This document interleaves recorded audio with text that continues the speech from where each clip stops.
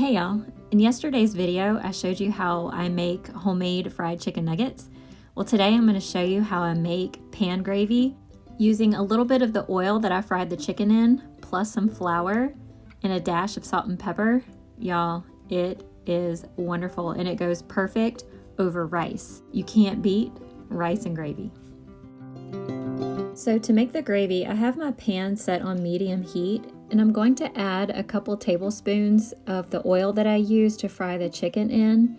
And I'm also going to add a couple of tablespoons of the white lily flour. After I put both ingredients in the pan, I'm going to mix it with this gravy whisk. Now what you'll notice is that it's very clumpy. And so I'm going to add just a little bit more grease until I get a smoother consistency.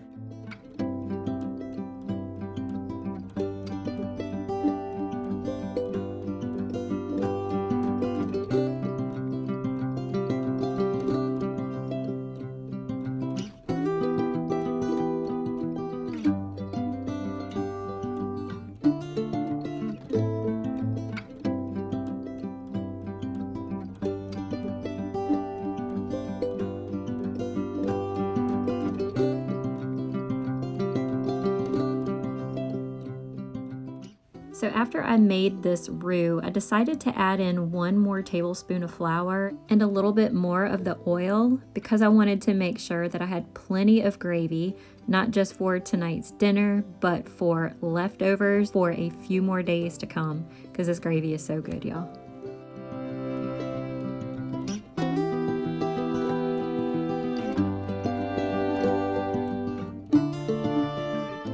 Once you have the right amount of flour and the right amount of grease to make the gravy, to make this roux, you're going to want to let it cook for just a minute or so. You want to cook out that raw, floury taste, and then you also want it to brown just a little bit, but be careful, you don't want it to burn because then that will not taste good.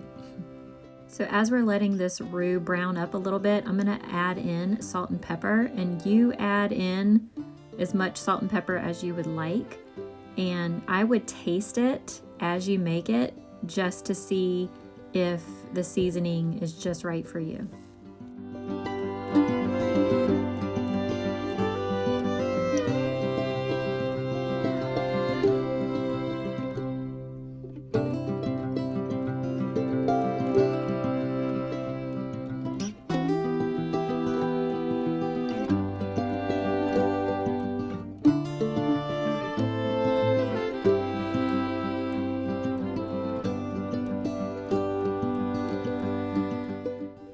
So you can see how the roux is browning up a little bit.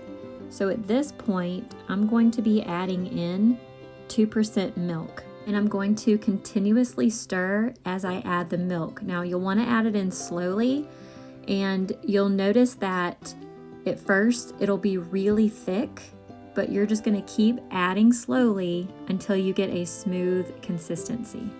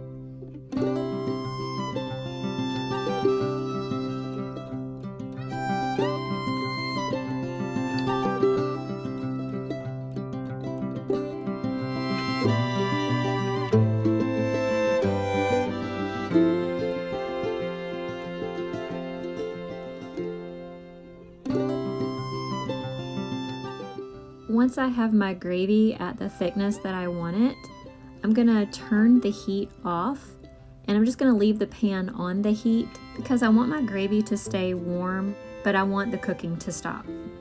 if you continue to cook the gravy, it's just going to continue to thicken up and you're gonna have to add in more milk.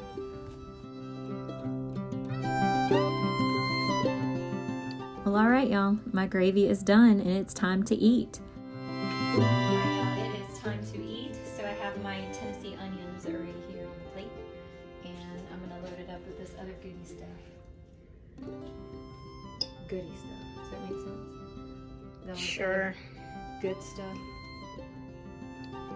Some rice.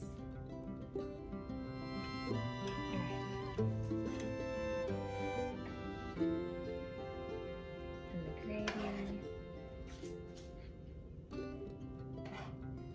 Cheese. Alright, some chicken nuggets. These nuggets came out so tender and juicy. I'm gonna open one up.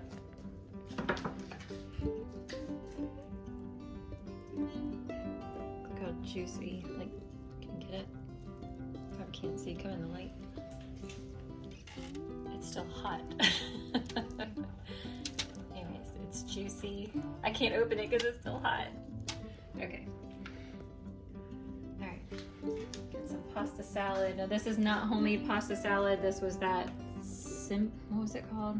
I don't know. Simply pasta or simply salad. I can't remember what it was But called. it tasted like it had vinegar in it or something. All right, and then last is the cooked to death green beans. Well, no, the cooked to death is when you burn them.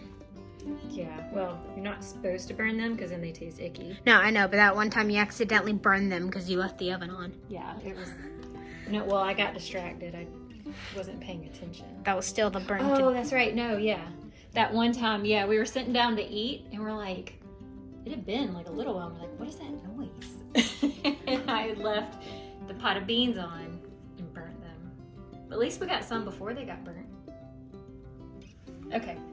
All right, I'm gonna add a little pepper for taste and for prettiness.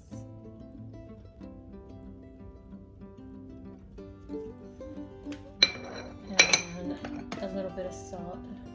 Probably should taste it before I add the salt, but that's all right. Okay. All right, we're gonna go eat. Bye, y'all. See ya.